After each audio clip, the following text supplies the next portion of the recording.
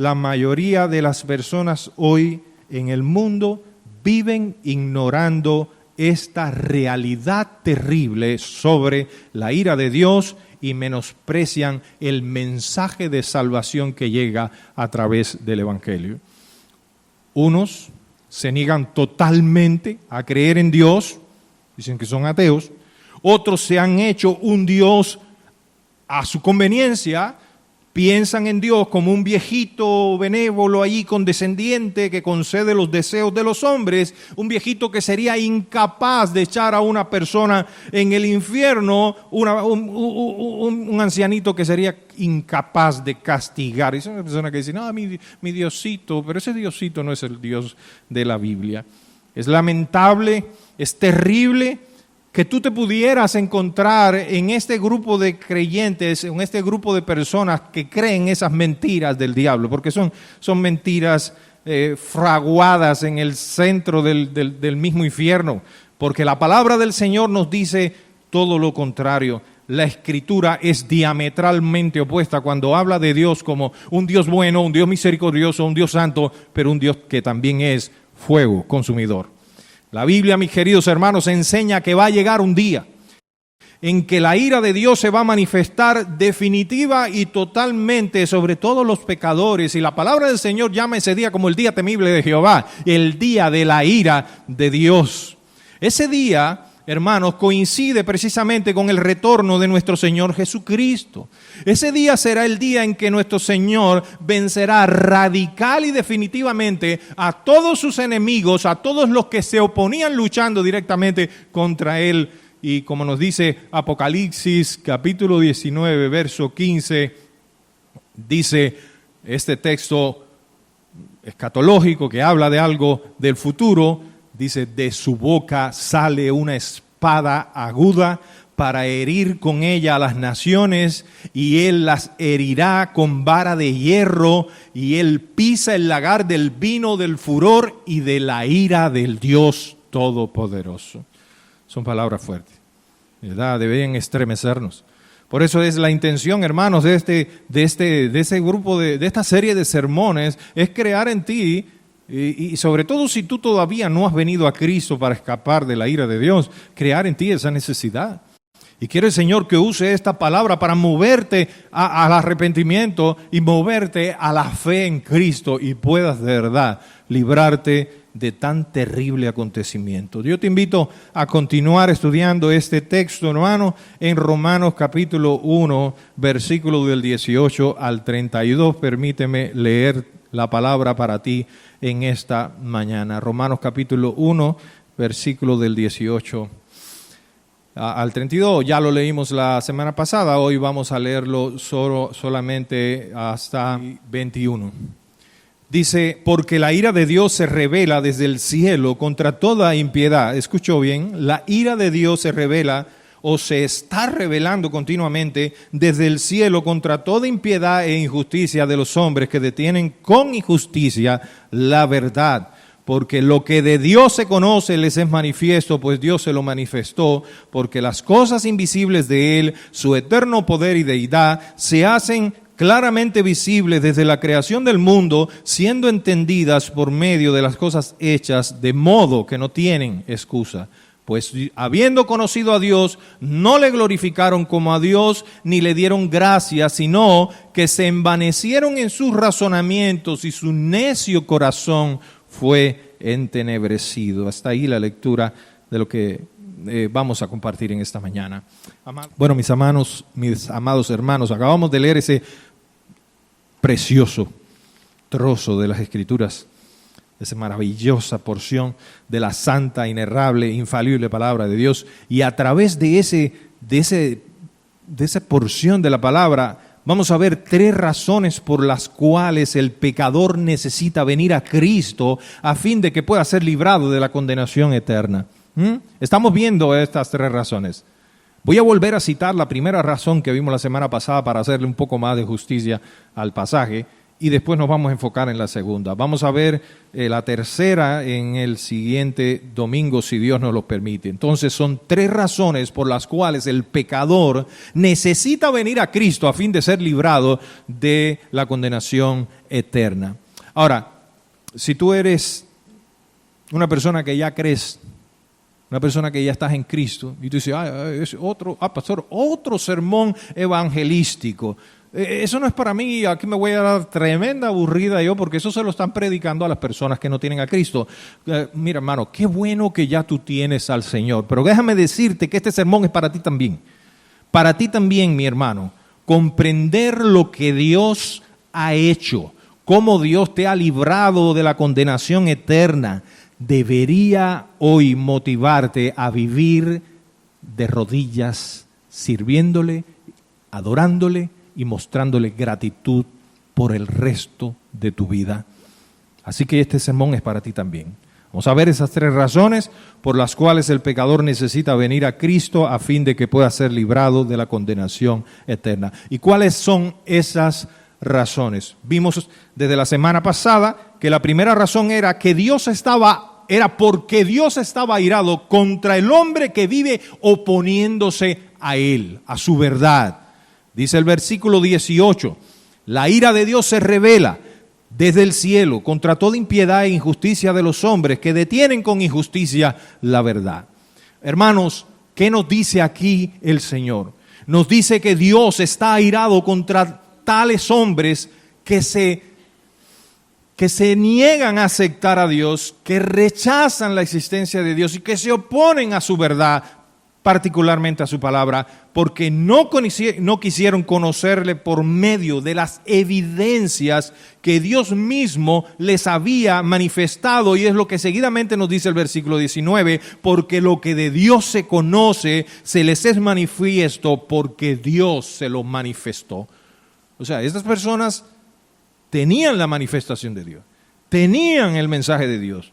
Dios se ha manifestado a los hombres de varias maneras, y aprendíamos que lo había hecho de manera general por medio de la creación del universo, las cosas que vemos con nuestros ojos, tanto el macrocosmo como el microcosmo, hermano, nos gritan a toda voz, hay un Dios, hay un arquitecto, hay una mente infinitamente sabia detrás de todo lo que se puede observar. En Romanos capítulo 1, 20 nos confirma, el Señor dice, porque las cosas invisibles de Él, el Dios invisible se puede ver a través de las cosas que ha creado, de las cosas que ha hecho. Dice el texto, porque las cosas invisibles de Él, su eterno poder y deidad, se hacen claramente visibles desde la creación del mundo, siendo entendidas por medio de las cosas hechas, de modo que no tienen excusas. O sea, para simplemente con yo mirar el universo, ver cómo todos los planetas están ordenados, toda perfección, hay que tener un poder infinito para poder sostener la Tierra y que no choque un planeta con otros y que todo funcione de una manera tan perfecta. Eso no es obra del azar ni de la casualidad, ni la nada produjo eso. La nada produce nada. Así que de cada efecto hay una causa, y si vamos en el tiempo hacia atrás, ¿qué creó esto? ¿Qué lo creó? Vamos a llegar de una manera inevitable a alguien que está por fuera de todas las cosas creadas, que le dio origen a todo el universo, y ese alguien es nuestro infinito y sabio Dios. Recordemos el Salmo 19:1 que nos dice, los cielos cuentan la gloria de Dios y el firmamento anuncia la obra de sus manos. Pero también, hermano, Dios se nos ha manifestado por medio de la ley escrita en nuestros corazones. Esa ley que acusa al pecador todo el tiempo por medio de la conciencia. Hermanos, la conciencia actúa en la mente del hombre como un juez que le dice lo que es correcto y lo que es incorrecto. En el capítulo 2 de esta carta, Pablo habla acerca de esto. En el versículo 15 dice, mostrando la obra de la ley escrita en sus corazones, dando testimonio su conciencia y acusándoles o defendiéndoles sus razonamientos. Mire, hermano, yo recuerdo que cuando yo no era creyente, era un ateo de esos de brazo rojo, ¿verdad? Y me voy a adelantar, no sé si lo tengo anotado más adelante acá, pero en el fondo de mi corazón yo sabía que Dios existía. Había aquella voz, y los teólogos han creado lo que, han organizado lo que es el argumento moral. ¿Cómo nosotros sabemos? ¿Quién nos enseñó qué es lo bueno y lo que es lo malo? ¿De dónde sale eso? Dios escribió eso en la tabla de nuestros corazones. Entonces va a la tribu más aislada que hay en el Amazonas, allá en los bosques, en las selvas, y usted va a encontrar que ellos tienen sus códigos morales allí. Y ellos saben, es impresionante, que matar es malo, que tener la mujer de otro es malo, que querer y desear lo del otro es malo, que robar es malo. ¿Y quién les enseñó eso? Es la ley de Dios. Esa ley está escrita ahí porque Dios mismo la cinceló con su mano en el corazón de los hombres. ¡Wow! Por último, Dios se ha manifestado de una manera especial a través de su palabra. Lo conocemos como la revelación especial de Dios, o sea, hermanos, a través de la Biblia.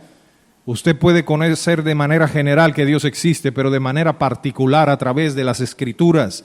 La Biblia nos habla de Cristo, y Cristo es la imagen visible del Dios invisible. ¿Usted quiere saber cómo es Dios? ¿Usted quiere conocer mejor a Dios? ¿Usted quiere contemplar el carácter, la voluntad, todo acerca de Dios? Mire a Cristo. Mire a Cristo, porque Cristo es la imagen perfecta, el resplandor de la gloria de Dios. Y mirar a Cristo. ¿Usted se acuerda cómo Jesús le dijo?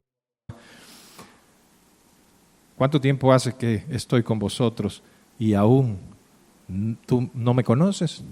Y tú me dices, muéstrame al Padre. El que ha visto al Hijo, ha visto al Padre.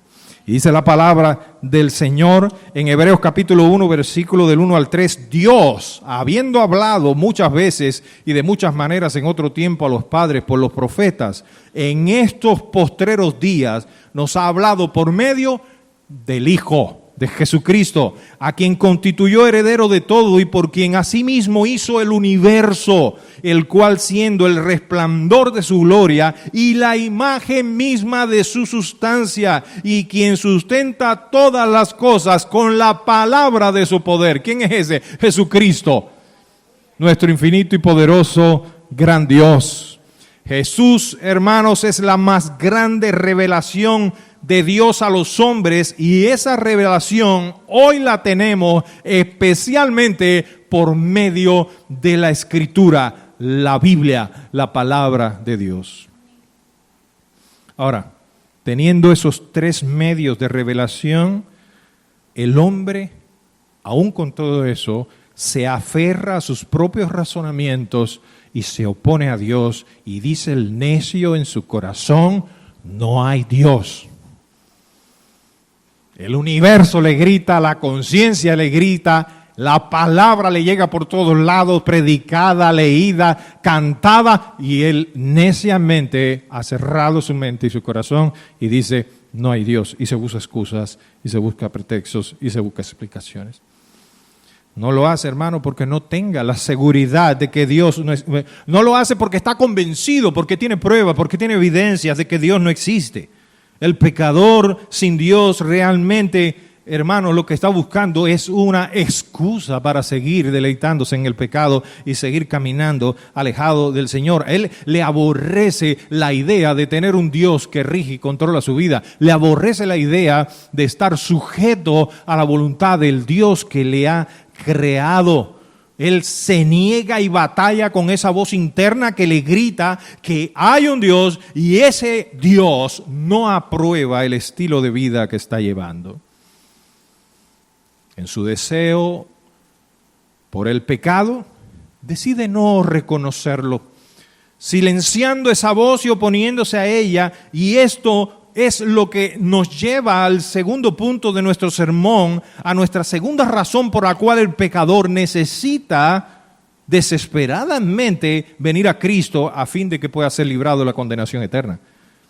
En primer lugar, la ira de Dios está contra él porque se opone a su verdad. Y aunque tiene toda la revelación, aunque tiene toda la evidencia, la rechaza, se opone, ¿verdad? Y hermano, y si usted dice, bueno, ¿y quién es ese hombre? Bueno, yo era uno de esos hombres. Y todos nosotros cuando andábamos sin Dios éramos esos hombres. ¿Por qué? Porque éramos esclavos del pecado. El pecado nos tenía atrapados y éramos reos de nuestras propias pasiones pecaminosas. Entonces, ¿qué sería lo segundo o la segunda razón por la cual el pecador debe salir corriendo inmediatamente? Y si tú hoy estás aquí esta mañana y no tienes a Cristo, deberías estar sintiendo esa gran necesidad de ir a Jesús para que te salve de la ira venidera, la ira que viene, la condenación eterna. ¿Cuál sería esa segunda razón? Porque Dios está airado también contra precisamente el hombre que se resiste a cumplir el propósito para el cual ha sido creado, para darle la gloria y la honra a su Dios. Para eso fuimos creados, para eso existimos, para eso nos tiene el Señor todavía aquí en la tierra. Dice entonces el versículo 21, pues habiendo conocido a Dios, no le glorificaron como a Dios ni le dieron gracia, sino que se envanecieron en sus razonamientos y su necio corazón fue entenebrecido.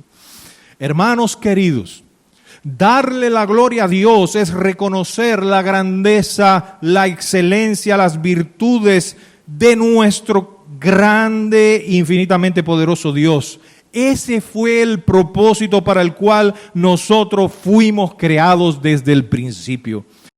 Pero el hombre sin Dios está tan lejos de hacer eso, incluso está tan lejos de desear hacer eso como lo está el norte del sur.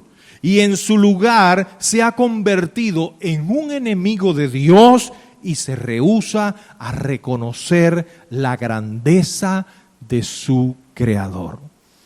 Ese pecado es grave, hermano.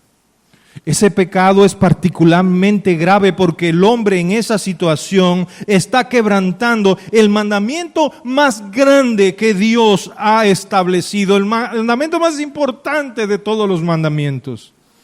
Está rechazando amar al Señor su Dios con todo su corazón, con toda su alma y con todas las fuerzas y con toda su mente. Está oponiéndose totalmente a ese mandato. Es una directa y radical violación de la ley de Dios y mucho menos poner en práctica el mandamiento que después Jesucristo nos deja como un nuevo mandamiento. Un nuevo mandamiento os doy, que os améis los unos a los otros como yo os he amado. Si el hombre sin Dios se opone a amar a Dios, ¿cuánto y menos va a amar a su prójimo como Dios o como Cristo nos ha amado a todos? ¿Te das cuenta? ¿Te das cuenta, amigo, por qué es grave la condición de estar alejado de Dios? ¿Te das cuenta por qué es tan crítica la condición de vivir negando a Dios, oponiéndose a su verdad, rechazándola y combatiendo y luchando contra Cristo? ¿Te das cuenta lo difícil, lo terrible que es? Amigo mío, que estás visitando en este día, no sé si hay alguien aquí que todavía no tenga al Señor. A pesar de todo lo que Dios te ha manifestado por medio de la creación, a pesar de esa voz interna en tu corazón, a pesar de la palabra que estás oyendo aquí en esta mañana, donde el Señor te dice que Él es la única posibilidad para escapar de su ira, Jesucristo, aún así, tú vas a ser tan temerario como para irte de este lugar aún estando en esa condición, bajo la ira de Dios. Amigo mío, tú te vas a rehusar en este día a darle la gloria a Dios que merece por lo que Él es, por lo que Él ha hecho por ti, por lo que pudiera incluso seguir haciendo. Tú vas a correr ese riesgo y vas a salir por esa puerta con el peso de la ira de Dios sobre ti. Yo espero que no. Porque el tener este conocimiento te pone ahora en una condición más difícil. Antes tal vez no conocías, pero hoy no hay excusa. estás escuchando el Evangelio, la palabra del Señor. Pero nota que este texto pone las cosas más difíciles. No nos dice, el texto nos dice algo que va más allá. Ellos no solo se negaron a darle la gloria a Dios, sino que además estos hombres, y ya dijimos que estos hombres es el hombre no regenerado, el hombre que está sin Dios. Probablemente cuando Pablo estaba escribiendo esta porción, estaba pensando en los gentiles. Más adelante habla lo que pasó con estas personas dados a la idolatría, a la inmoralidad sexual, era algo muy típico de los gentiles, pero después sigue hablando de los judíos. Y entonces la idea que nos deja aquí es que esto nos incluye a todos aquellos que vivimos alejados, o todos aquellos que viven, porque yo no estoy en esa condición ya no más y nunca más, pero sí lo estuve. Esto incluye a todo hombre que no ha sido regenerado, todo hombre que vive alejado de Dios, todo hombre que vive oponiéndose a Dios. Entonces, ¿qué nos dice el texto aquí? Que no solamente se opusieron a Dios, no solamente se negaron a darle la gloria a Dios, dice que también se negaron a darle gracias a Dios. El asunto aquí es, mis amigos, que ningún ser humano carece de razones para darle gracias a Dios. ¿Quién se puede levantar aquí en esta mañana y decir, yo no tengo nada que agradecerle al Señor? Eso es imposible. El simple hecho de que Dios nos haya creado, que Dios nos haya traído a la vida, es más que suficiente para estar delante de Él postrado eternamente dándole gracias. A fin de cuentas, Él no tenía que haberlo hecho. Él no estaba obligado a crearnos, fue su amor y su misericordia el que nos trajo a la existencia. Entonces, imagínese usted, es que no solamente Dios no tenía necesidad de hacerlo, Él lo hizo aún sabiendo que nosotros le íbamos a traicionar. Aún sabiendo que nosotros íbamos a vivir dándole la espalda, y aún así Él nos creó, y aún así Él envió a Jesucristo en rescate por nosotros. De tal manera ha amado Dios al mundo, entonces, que ha dado a su unigénito Hijo, para que todo aquel que cree en Él no se pierda, mas tenga vida eterna. ¡Wow, hermano! ¡Wow, hermano! ¡Aleluya! Yo de verdad, yo pensaba que tú ibas a pararse de pie a decir, ¡gloria al Señor! No, porque esto es poderoso. Y perdónenme porque yo soy cubano y la sangre se me enciende rápido, pero... Ay, hermano. Y yo a veces veo los falsos apóstoles, esos que le dicen la mentira a una iglesia, y las iglesias se ponen de pie, aleluya, y empiezan a hacerse los sacos. Y yo digo, es que nosotros recibimos convicción de otra manera, ¿verdad? Interna, y somos muy ordenados. Pero la verdad, que ante estas poderosas declaraciones, el corazón quiere estallar de gozo y de alegría. Ahora, hermano mío, el asunto aquí es... Entonces, que nosotros los hombres tenemos razones de sobra para agradecerle al Señor, para vivir postrados delante de Él y adorarle todos los días de nuestra vida. Además, Dios no solamente nos ha creado. Miren qué bueno es Dios. Es que Dios no fue un Dios que creó el mundo, puso a los hombres en Él. No es como el que hizo un reloj de eso y le puso una batería y lo soltó y se olvidó del reloj. Quien hizo ese reloj ni se imagina dónde está. Dios no hizo eso con nosotros. No agarró el mundo, le dio cuerda, lo echó a andar y se olvidó de él. No, Dios ha continuado sustentando y proveyendo cuidadosamente a su creación, proveyendo, hermano, todo lo necesario, incluyendo a nosotros, criaturas caídas. No nos dejó abandonados. Y aunque el hombre pecó y aunque el hombre recibió ese juicio, el hombre siguió viviendo sobre la tierra y siguió lloviendo y el aire no se contaminó de tal manera que no se pudo respirar. No, el hombre siguió recibiendo una gracia común de Dios. Una gracia que está, hermano, sobre todos los creyentes y los no creyentes. Y cuando llueve, mi patio se moja igual que el de los demás, dice por ahí, ¿no? Mi patio es particular y cuando llueve se moja igual que el de los demás. Así es, mi hermano amado. Toma en cuenta también que si tú estás hoy con vida, no es por otra cosa, porque el favor de Dios, porque su gracia te sigue sosteniendo. Y amigo que tú estás aquí en esta mañana, hermano mío, hasta el aire que tú estás respirando le pertenece a Dios. Porque Dios lo creó. Y porque de Él son todas las cosas, las visibles y las invisibles. Sin embargo, en nuestro texto, Pablo dice que a pesar de todo esto, los hombres se negaron a reconocer que todas las cosas buenas que disfrutaban provenían de Dios. Y hoy ese pecado sigue estando tan presente como lo estuvo en los tiempos del apóstol Pablo. Los hombres, hermanos, llegan, se hacen doctores, se hacen ingenieros, se hacen grandes empresarios, o simplemente los hombres comunes comen, duermen, respiran, tienen hijos dentro de muchos favores más que Dios les permite, y aún con todo eso en su lugar se envanecen declarando con arrogancia: ha sido por mi fuerte mano. Mi propia mano lo ha logrado. Wow. ¿Se acuerda de aquel hombre que creó los grandes graneros aquellos? Lo hizo más grande y después dijo: alma mía, reposa, muchos bienes tiene. Como que dice: me la jugué y me salió bien. ¿Qué? Hombre necio. Es que el valor del hombre no tiene nada que ver con lo que tiene, ¿verdad? Sino por cuánto tiene de Dios.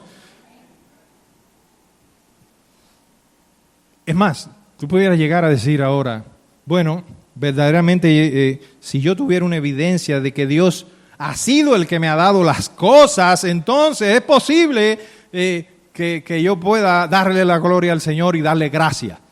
Necesito verlo, necesito tener las evidencias. Hermano, déjame decirte, o amigo, que aun si Jesucristo mismo viniera hoy en persona y te hiciera crecer un brazo o una pierna que te faltare de una manera milagrosa, tú ibas a seguir negándote a darle la gloria y a darle gracia, porque esto no tiene nada que ver, hermano, con una cuestión de sentido común y de lógica, ni de ver para creer. Esto es la consecuencia de la corrupción espiritual que hay en el corazón del hombre que vive alejado de Dios, que no puede entender las cosas espirituales porque para él son locuras, y en su lugar se opone y se niega a aceptar a Dios y su palabra. Hermano, porque esto realmente ha sido siempre una... Mire, si viene Jesucristo y le hace una obra milagrosa a un no creyente, él se va a inventar una excusa. Y él va a decir: no, es que la ciencia, o un ovni, o un meteorito que cayó, o se va a inventar, o se va a ir a la falsa religión y va a decir: no, eso fue una brujería que me hicieron, un curandero me sanó. Pero no le va a dar la gloria al Dios de la palabra, al Dios de Israel. Y eso ha sido siempre la respuesta natural del hombre caído, excusa tras excusa, que si la ciencia, que no fue Dios, que vinimos de un mono. ¿Cuántos creen eso? A veces sale uno por ahí y dice: amén. No. Que vinimos de un mono, que fue un meteorito que cayó del cielo, que los extraterrestres, que cualquier otra cosa. Son excusas. Son excusas del hombre. El problema es un problema de fondo, es un problema de naturaleza. Es porque el hombre, que su naturaleza no es cambiada, no puede entrar al reino de Dios. Si no nacieres del agua y del Espíritu, no vas a entrar en el reino de los cielos. Porque por las cosas que hace el Espíritu Santo, la palabra de Dios que se nos revela, hermano, es imposible de comprender. Está el hombre tan corrupto en su depravación, en su caída, ha quedado desprovisto de toda capacidad de poder entender a Dios y de darle la gloria a Dios. Eso no quiere decir que el hombre no pueda hacer cosas buenas. El hombre sin Dios se hace científico, encuentra la cura del cáncer y de 20 enfermedades, hace cosas tremendas, pero no puede glorificar a Dios por medio de eso. Al final termina siempre glorificándose a sí mismo. Y así es esta situación. Es un problema de naturaleza del corazón no regenerado, del pecador. Es de continuo el mal lo que hay dentro de él. Conociendo a Dios, no le glorifica como a Dios, no le da gracias a Dios, sino que en lugar de eso se llena de vanidad, y empieza a buscar argumentos horizontales que nada tienen que ver con la verdad de Dios revelada. encuentra en la ciencia explicaciones, en la lógica, en la filosofía, pero se olvida de Dios, y mientras más se olvida de Dios, más oscurece su mente. Dice la palabra de Dios que envaneciéndose de esta manera, la condición del hombre sin Dios empeoró y su necio corazón fue entenebrecido. Y hay, hermano, y hay un ejemplo clarísimo que puede ilustrar esto de manera muy, muy particular. Yo te voy a poner el ejemplo que está en Lucas capítulo 17. Ahí en Lucas capítulo 17 tú puedes encontrar la historia de 10 hombres que estaban enfermos y que Jesucristo le hizo un milagro y los sanó, ¿verdad? La historia de 10 hombres que fueron sanados milagrosamente por Jesús. Capítulo 17 de Lucas.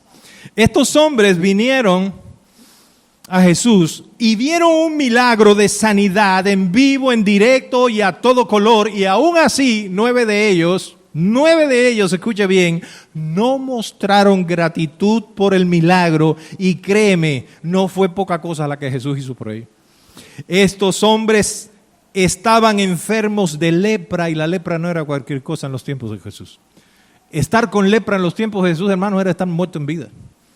Era estar muerto en vida. Era que te tomaran y te gritaran inmundo, que te vistieran de una ropa oscura, que te pusieran un cencerro en el cuello, así como la vaca, una campanita, para que todo el mundo escuchara que tú ibas pasando por ahí y se apartaran de ti. Es más, tenías la obligación de gritar. Ellos tenían que decir inmundo, inmundo, para que la gente huyera. Eso era perder familia, eso era vivir en las cuevas, eso era vivir de la miseria, de las obras, de las comidas, la inmundicia. Hermano, la situación de esta gente no era fácil.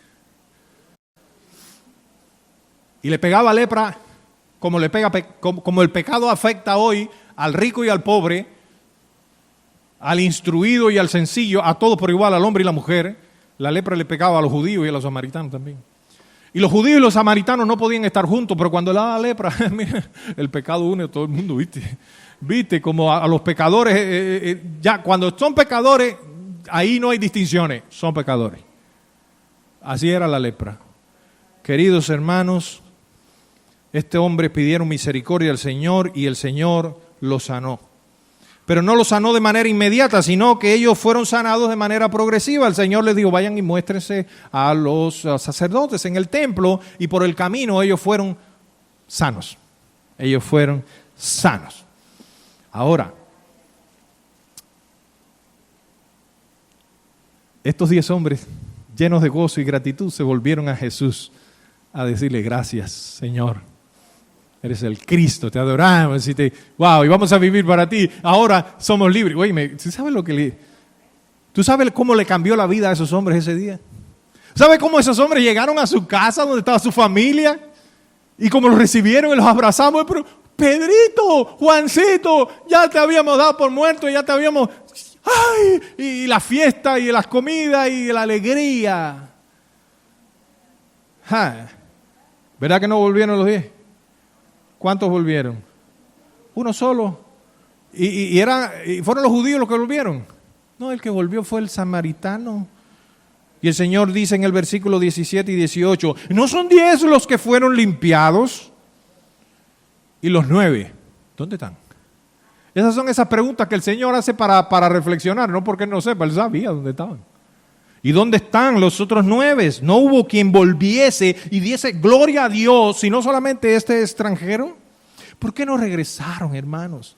Era evidente que estas personas eran judíos. Ellos se les permitía juntarse, como ya les dije, con los samaritanos, en tanto que ellos estaban con lepra, cuando estaban leprosos. Pero una vez que ellos fueron sanados, decidieron no juntarse con aquel que en su actitud de agradecimiento decidió regresar a darle la gloria y la honra a Jesucristo.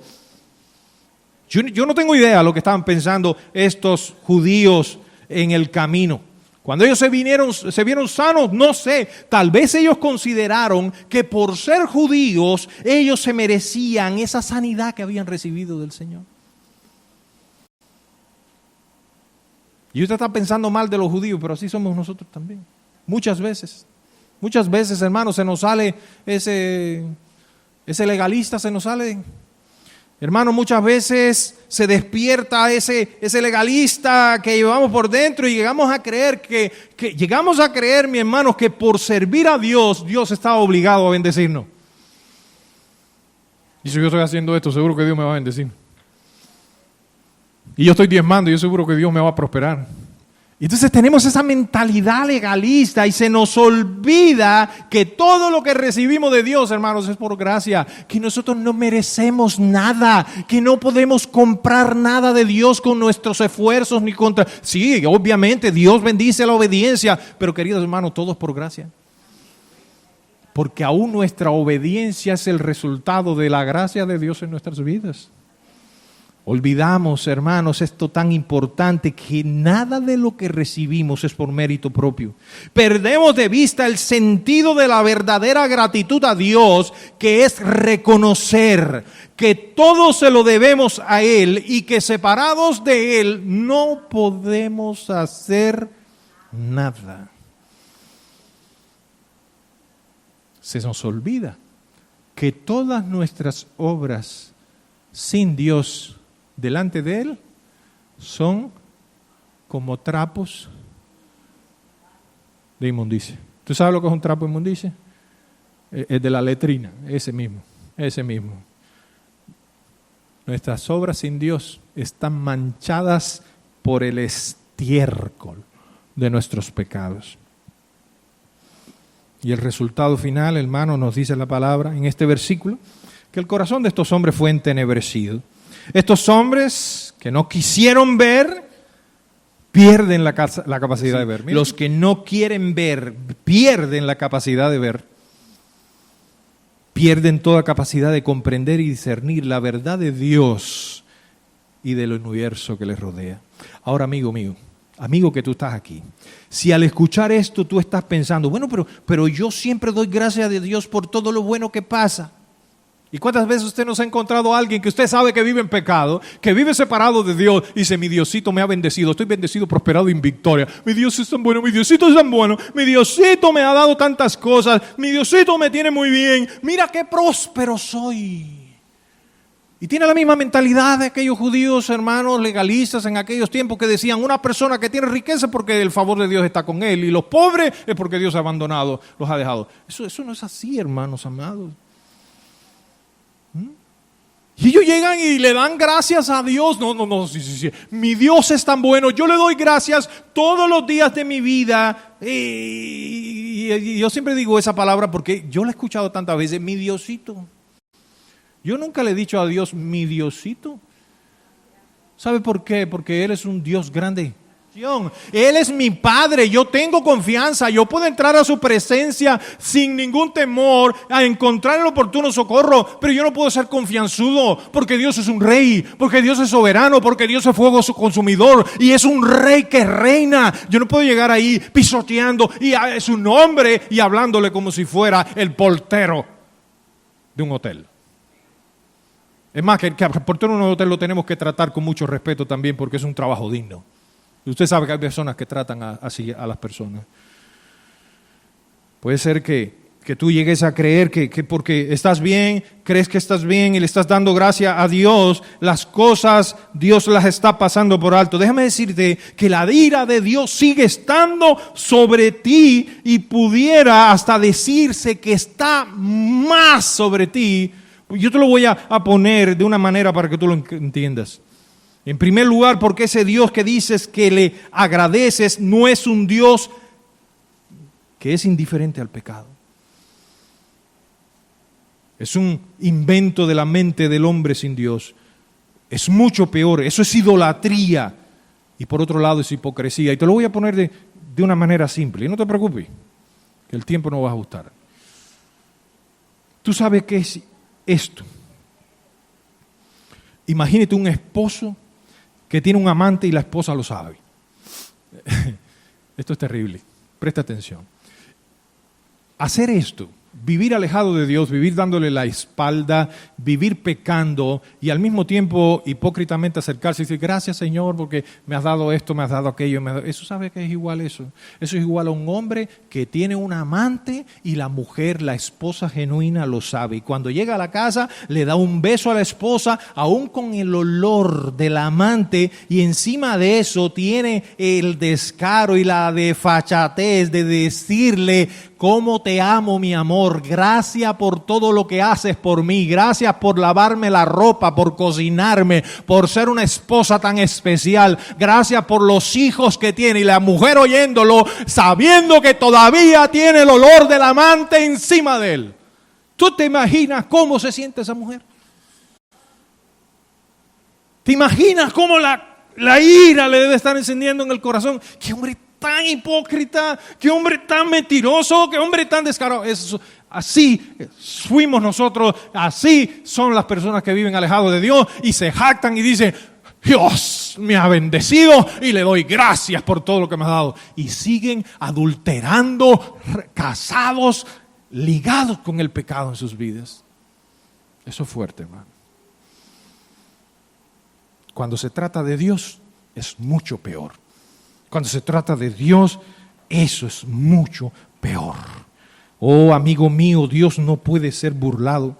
Todos esos bienes que hoy tú tienes y que te mantienen alejado de Dios, todos esos bienes, si tú no le das la gloria y la honra a Dios, si tú no reconoces que los tienes por la misericordia de Dios y sigues viviendo dándole la espalda a Cristo, un día esos bienes se van a levantar contra ti y testificarán contra ti en el tribunal de Dios. Y Dios te va a decir, a pesar que te di todas estas cosas, no me reconociste, no me diste gloria y decidiste vivir negándome, me traicionaste, me diste la espalda, alejado de mí, hacedor de maldad, al fuego eterno preparado para el diablo y sus demonios. Eso es fuerte, hermano.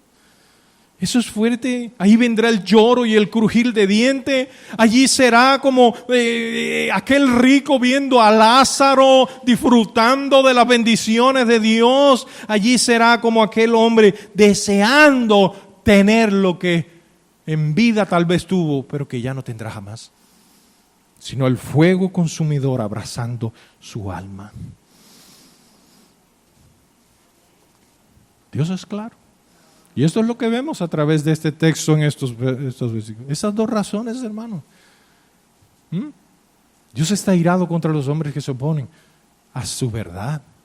Y Dios está irado contra los hombres que se niegan a cumplir el propósito para el cual fueron creados y no le dan la gloria y no le dan gracias. No quiero terminar ahora. Y dice, bueno, aquí se terminó el sermón. No, hermano.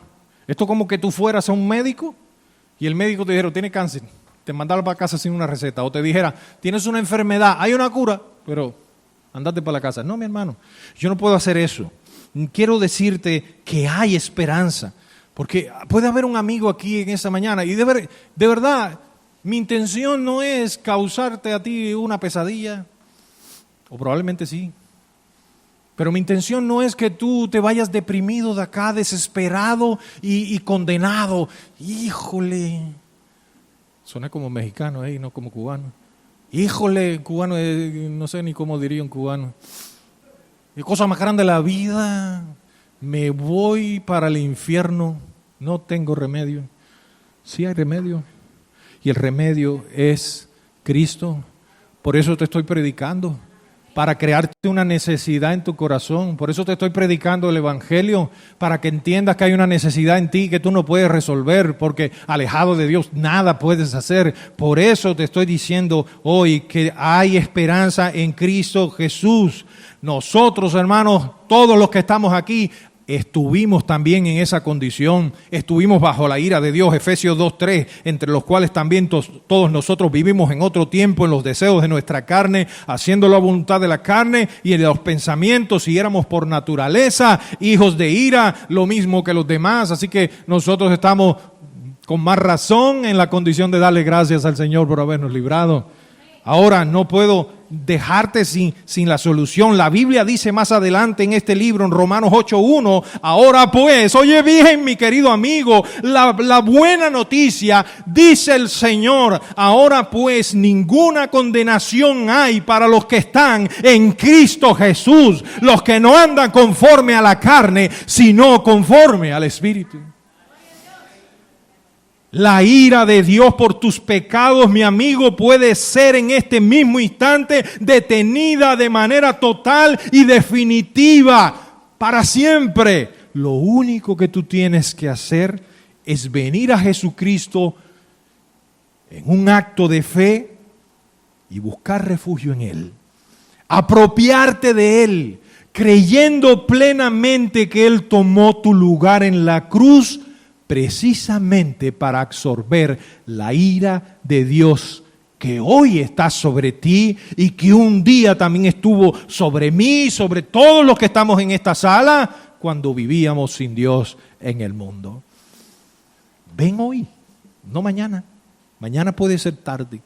Ven hoy a Cristo, quien hizo un sacrificio tan suficiente en la cruz que ahora mismo tú puedes cambiar tu realidad para siempre, confiando en Él como tu Salvador. De haber entrado por esa puerta siendo un enemigo de Dios, ahora tú puedes salir por ahí siendo un hijo amado de Dios. Si arrepentido vienes en fe hoy y confías en Cristo como el Salvador de tu alma, porque ninguna condenación hay para los que están en Cristo Jesús. Ahí está. Pastor, y yo soy cristiano, y para mí, ¿qué es lo que hay? Me quiero ir para la casa con un bocadito más. Me quiero llevar, bueno, mi hermano amado, para ti, que el conocimiento de estas verdades que estás escuchando reafirmen más tu fe. Y que te lleven a vivir en obediencia, temiendo antes de pecar contra el Dios que te dio la salvación. Hermano de esta iglesia del Chaparro, que el saber que Dios nos ha librado de una ira tan terrible, por medio de su propio Hijo, al cual dio en rescate en favor de nosotros, te lleve a vivir en gratitud y obediencia todos los días de tu vida. A vivir en dependencia de Él, para que nunca, hermanos, nos apartemos de su camino, para que el temor reverente en nuestros corazones nos guíe y no pequemos contra ese Dios bueno, ese Dios santo, ese Dios justo. Que Dios nos ayude. Y que este día, en que hemos escuchado algo tan terrible acerca de la ira de Dios, podamos irnos gozosos a nuestros hogares, sabiendo que esa ira ya no está sobre nosotros, porque ahora ya estamos, no bajo ira, bajo la gracia de nuestro Dios, por medio de Jesucristo. Yo te invito a que te pongas de pie, y vamos a dar gracias al Señor. Y si hay una persona, 2, 3, la iglesia completa, no sé, que quieren en esta hora decirle: Señor, realmente he estado caminando alejado de ti. Yo te invito a que ores, que le pidas perdón al Señor, porque Dios no echa afuera a los que humillados vienen a Él. Ven a Cristo hoy, amigo que estás aquí, no esperes más. Mañana puede ser tarde. Hoy es el día que Jehová ha hecho para ti. Oremos.